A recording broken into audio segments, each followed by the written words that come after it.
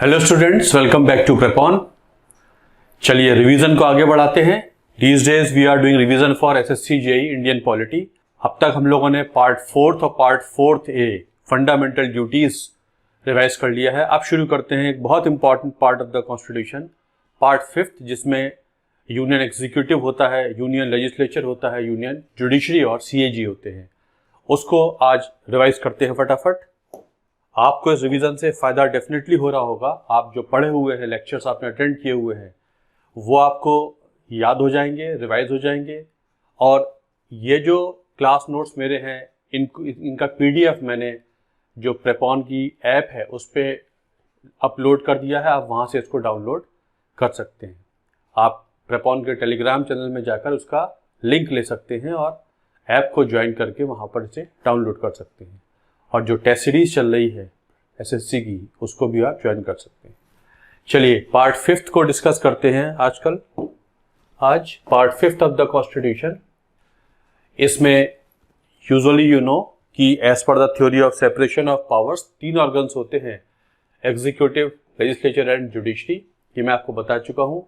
एक होता है comptroller and auditor general of India. ये चारों मिला के बनाते हैं part fifth of the constitution. यहाँ होता है part fifth of the constitution.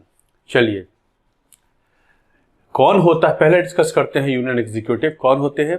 Union executive में होते हैं राष्ट्रपति, vice president, council of ministers and attorney general of India.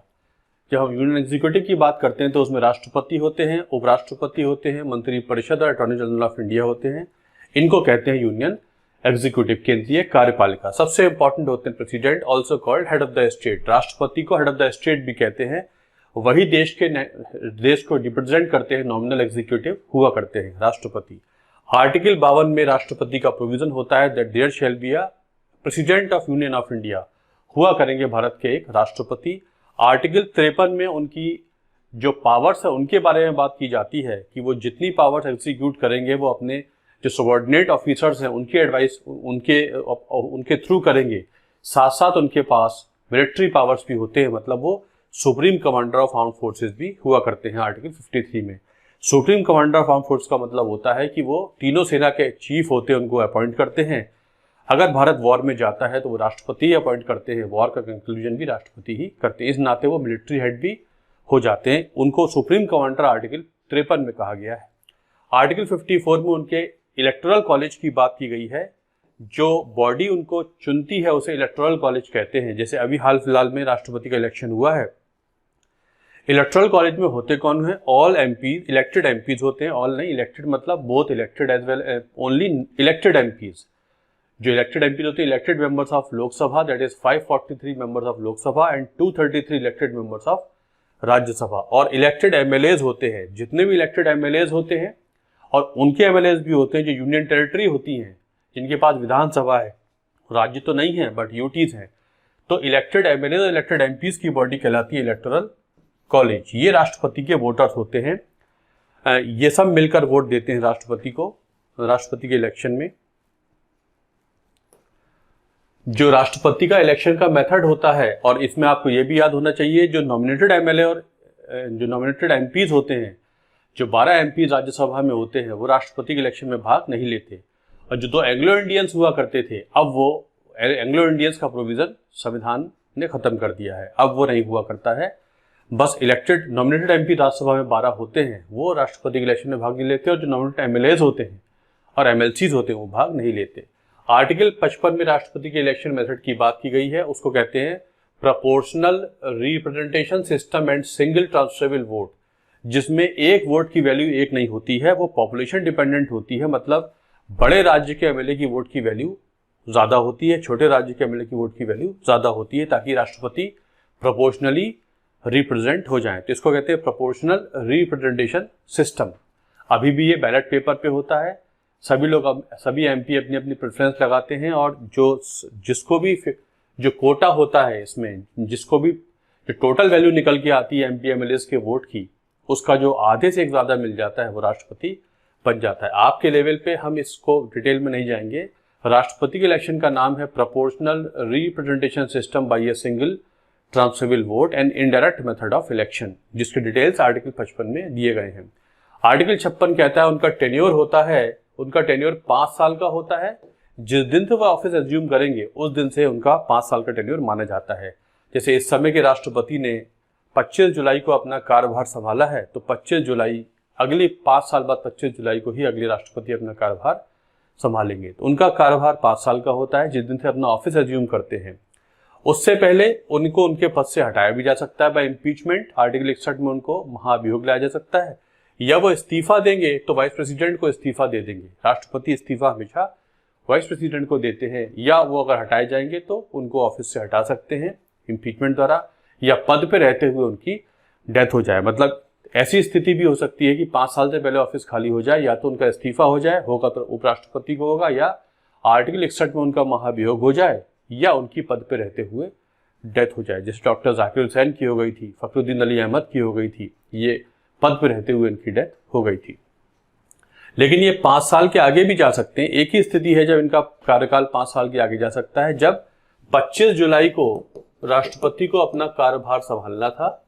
25 जुलाई 2022 को राष्ट्रपति को अपना कार्यभार संभालना था, और 22 जुलाई तक राष्ट्रपति कौन बनेंगी इसका ऐलान इलेक्शन कमीशन ने कर दिया था कि Mrs Draupadi Murmu will become the president of India.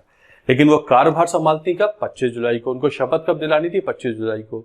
तो जब वो शपथ लेंगी तभी राष्ट्रपति भारत की कहलाएंगी, उससे पहले वो प्रेसिडेंट डेजिग्नेट कहलाते हैं। ठीक है। किसी कारणवश अगर 25 जुलाई को अपना राष्ट्रपति कार्यभार नहीं संभाल पाती, 26 को करती, 27 को करती, ऐसे में जो पुराने प्रेसिडेंट हैं रामनाथ कोविंद, वो कंटिन्यू करते रहते जब तक नए राष्ट्रपति जो चुने गए वो अपना कार्यभार ना संभाल लेते। इसी स्थिति में इलेक्शन जो टेन्योर है वो 5 साल आगे जा सकता है। जब चुने हुए राष्ट्रपति किसी वजह से उस दिन अपना कार्यभार ना संभाल पाए, ऐसे में उपराष्ट्रपति को राष्ट्रपति बन के काम करने का मौका नहीं मिलता। ऐसे में जो ओल्ड राष्ट्रपति आउटगोइंग प्रेसिडेंट होते हैं वो तब तक पद पे बने रहते हैं जब तक नए राष्ट्रपति अपना ऑफिस एज्यूम नहीं करते। और मान लीजिए नए राष्ट्रपति ने अपना ऑफिस एज्यूम किया है 28 जुलाई को, तो उनके 5 साल 28 जुलाई से काउंट होंगे। इस स्थिति के अलावा कोई और स्थिति नहीं होती है जब राष्ट्रपति का ऑफिस 5 साल से आगे जाए। यह भी याद रखना है कि इलेक्शन हो चुका है, राष्ट्रपति चुने जा चुके हैं, तो फिर उनका कार्यकाल 5 साल के आगे एक स्थिति में जा सकता है, अदरवाइज 5 साल से पहले खत्म हो सकता है। आगे जाने की स्थिति एक ही होती है। ठीक है, चलिए उनकी क्वालिफिकेशंस क्या है? उनकी क्वालिफिकेशंस ये हैं, वो नागरिक होने चाहिए, नागरिक सिटीजनशिप एक्ट के तहत होने चाहिए जो 1955 में पास हुआ था, उसके तहत होने चाहिए। हमारे देश में जरूरी नहीं है कि राष्ट्रपति अगर भारत की नागरिकता किसी फॉरेनर ने भी एक्वायर कर ली है तो वो राष्ट्रपति बनने योग्य हो सकता है। 35 साल की कम से कम एज हो गई हो, लोकसभा का मेंबर बनने योग्य होना चाहिए। जो भी राष्ट्रपति का चुनाव लड़ेगा वो लोकसभा का मेंबर बनने योग्य होना चाहिए का मतलब ये नहीं है कि लोकसभा का मेंबर होना चाहिए, कभी रहा हो। मतलब वो इलेक्शन लड़ना चाहे तो लोकसभा के इलेक्शन की जो क्वालिफिकेशन होती है वो फुलफिल करना चाहे। इस पॉइंट का इतना सा मतलब होता है कि अगर किसी व्यक्ति को इलेक्शन कमीशन ने बार कर रखा है, बैन कर रखा है कि वो लोकसभा का इलेक्शन नहीं लड़ सकता है, तो वो राष्ट्रपति का इलेक्शन भी नहीं लड़ सकता है। इसका मतलब इतना होता है। और उनके पास ऑफिस ऑफ प्रॉफिट भी नहीं होना चाहिए, लाभ का पद नहीं होना चाहिए। लाभ का पद संविधान में डिफाइंड नहीं होता है। लाभ के पद का मतलब होता है कि आप यदि लाभ के पद पे बैठे हैं तो हो सकता है आप उसका दुरुपयोग करें, कन्फ्लिक्ट ऑफ इंटरेस्ट हो जाए।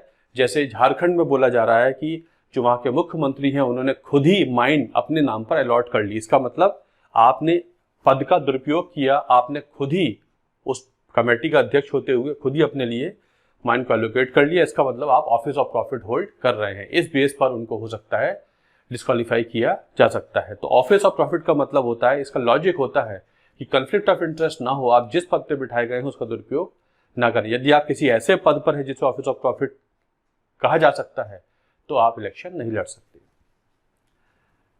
अब इलेक्शन लड़ने के लिए एक इलेक्शन लॉ भी होता है जिसके तहत नॉमिनेशन पेपर जो होता है, जो कंटेस्टिंग कैंडिडेट इलेक्शन कमीशन के सामने दाखिल करता है, उसे कम से कम 50 लोग प्रपोज करें, 50 लोग सेकंड करें।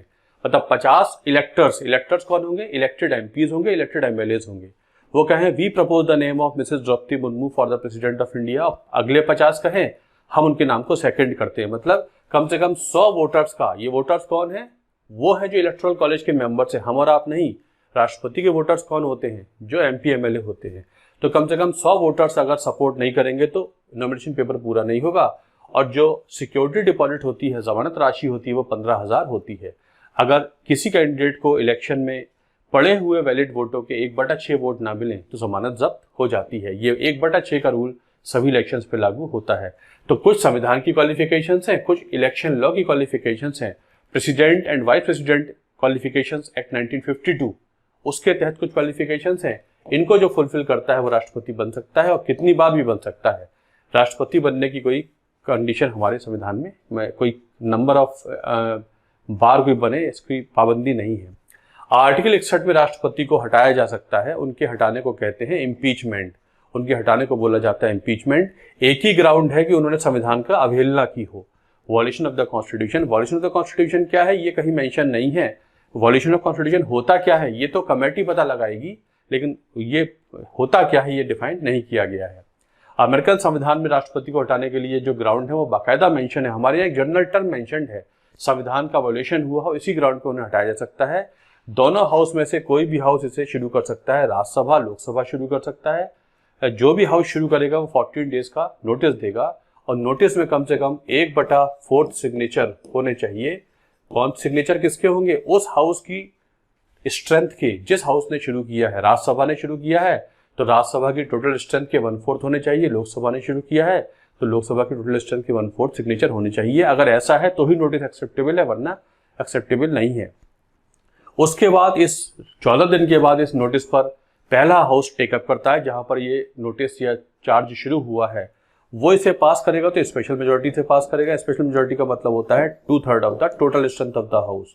2/3 ऑफ टोटल पहले हाउस से पास हो गया तो अगले हाउस जाएगा। अगले हाउस में इन्वेस्टिगेशन होता है, कमेटी बनाई जाती है, राष्ट्रपति को डिफेंड करने का मौका भी दिया जाता है, राष्ट्रपति अपने आप को डिफेंड करे। अगर सेकंड हाउस ने भी अपनी स्पेशल मेजोरिटी से पास कर दिया चार्ज तो राष्ट्रपति उसी दिन से हटे हुए मान लिए जाएंगे जिस दिन से सेकंड हाउस ने उस चार्ज को पास किया है। मतलब राष्ट्रपति को हटाने के लिए लोकसभा राज्यसभा की स्पेशल मेजोरिटी 14 दिन के नोटिस के बाद अगर पास हो जाती है तो राष्ट्रपति का इम्पीचमेंट हो जाता है। राष्ट्रपति को अपने पक्ष रखने की पूरी अनुमति दी जाती है। उनको हटाने का एक ही ग्राउंड है, violation of the constitution. Article 61 में उनको हटाया जा सकता है। उनके हटाने को ही संविधान में लिखा हुआ है इम्पीचमेंट। इम्पीचमेंट एक जनरल वर्ड भी होता है, जिसको पार्लियामेंट्री वोट से हटाया जाए उसे इम्पीचमेंट कहते हैं। राष्ट्रपति को हटाने के लिए साफ साफ आर्टिकल 61 में लिखा है इम्पीचमेंट हुआ करता है। आज तक किसी राष्ट्रपति को नहीं हटाया गया इम्पीचमेंट से। ठीक है, ये हो जाता है, आज तक हुआ नहीं है। राष्ट्रपति के पास बहुत सारी पावर्स होती है। उनके पास दोनों हाउसेस को वो एड्रेस कर सकते हैं 2 ओकेजन्स पर, जब ज्वाइंट एक तरीके से दोनों हाउसेस को एड्रेस करते हैं। एक तो साल का जो पहला सेशन होता है, साल का पहला सेशन होता है बजट सेशन। तो बजट सेशन के पहले दिन राष्ट्रपति का अभिभाषण होता है, उसे कहते हैं एड्रेस ऑफ द प्रेसिडेंट। एक बार तो तब करते हैं जो अनिवार्य है करना संविधान के अनुसार, एक बार करते हैं जब लोकसभा का इलेक्शन हो जाता है, नई लोकसभा बन जाती है, तब वो फिर एक बार लोकसभा राज्यसभा को दोनों एक साथ बुलाकर संबोधित करते हैं। 2 मौके पे तो उनको संबोधित करना दोनों हाउसेस को जरूरी होता है। इसके अलावा वो चाहे तो बुला सकते हैं 1 को 2 को, लेकिन 2 बार तो अनिवार्य हुआ ही करता है। इस ओकेजन को कहते हैं राष्ट्रपति का अभिभाषण, एड्रेस ऑफ द प्रेसिडेंट।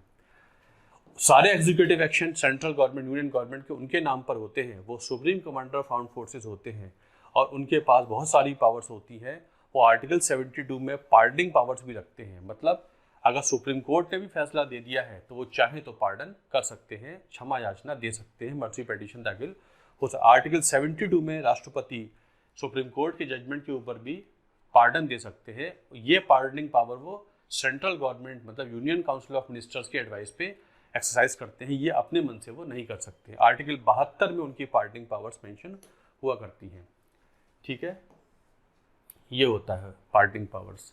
तो पार्डनिंग पावर्स उनकी हुआ करती है। पार्डन का मतलब होता है कि सेंटेंस को 0 कर देना। पार्डन का मतलब होता है सेंटेंस को 0 कर देना।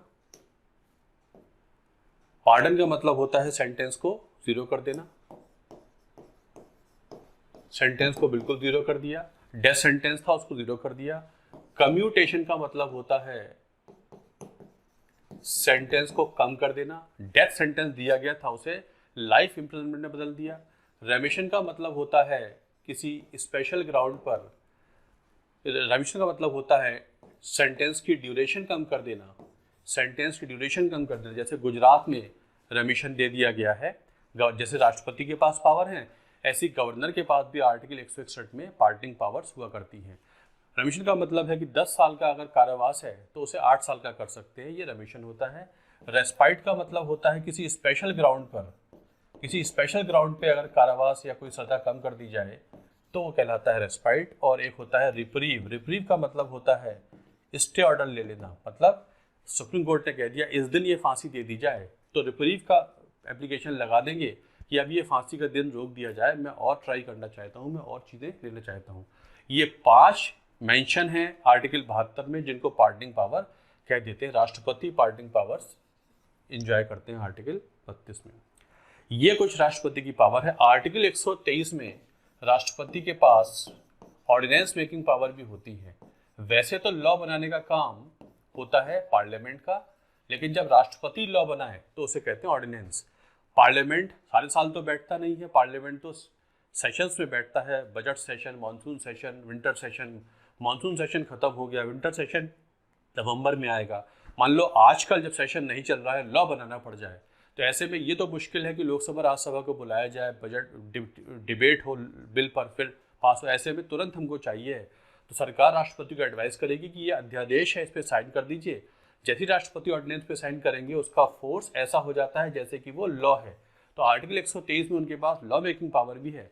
बाद में ये लॉ है, ये जब पार्लियामेंट बैठ जाएगा, ऑर्डिनेंस जब पार्लियामेंट बैठ जाएगा विंटर सेशन में, मान लीजिए विंटर सेशन 10 नवंबर को शुरू होता है, तो 10 नवंबर के बाद 6 हफ्ते के अंदर ये ऑर्डिनेंस लोकसभा राज्यसभा से पास हो जाना चाहिए। अगर ये पास हो गया तो ये एक्ट बन जाएगा, नहीं पास हुआ तो ये रीअसेंबली होने के 6 हफ्ते के अंदर पास होना ज़रूरी होता है। अगर नहीं पास होता है तो ये लैप्स कर जाता है। तो मतलब पार्लियामेंट के एब्सेंस में जब लॉ बनाया जाए उसे ऑर्डिनेंस कहते हैं। 123 में उनको लॉ बनाने की पावर हुआ करती है। राजेंद्र प्रसाद 2 बार राष्ट्रपति बन चुके हैं। जाकिर हुसैन, फखरुद्दीन अली अहमद ऑफिस में इनकी डेथ हो गई थी। नीलम संजीवा रेड्डी वो राष्ट्रपति अनपोस्ट इलेक्ट हुए थे और उससे पहले वो लोकसभा के स्पीकर भी रह चुके थे। नीलम संजीवा रेड्डी लोकसभा के स्पीकर भी रह चुके थे और अनपोस्ट 77 में वो इलेक्ट हो गए थे। ठीक है। और दिल्ली और पौंडीचेरी ने राष्ट्रपति के इलेक्शन में पहली बार 1997 में पार्टिसिपेट किया था, उससे पहले ये पार्टिसिपेट नहीं करते थे। These are certain points about president of India. ठीक है। राष्ट्रपति का इलेक्शन उनकी ऑफिस खाली होने के 6 महीने के अंदर हो जाना चाहिए। मान लीजिए अचानक उनकी डेथ हो जाए या उनको ऑफिस से इम्पीचमेंट कर दिया जाए तो इसका मतलब ऑफिस में वैकेंसी आने के 6 महीने के अंदर उनका इलेक्शन कमीशन को कंप्लीट कराना ज़रूरी है। इसमें कोई और ऑप्शन नहीं है, कराना ही कराना है, ये ज़रूरी होता है। So this is something about president of India. चलिए, thanks a lot for watching this video. Revision आपका बहुत यूजफुल रहेगा। आप जब भी एग्जाम देंगे, ये रिवीजन आप जब भी देख लेंगे तो कम समय में आपके बहुत सारे फंडामेंटल्स फटाफट रिवाइज हो जाते हैं। चलिए, thanks a lot, thank you very much.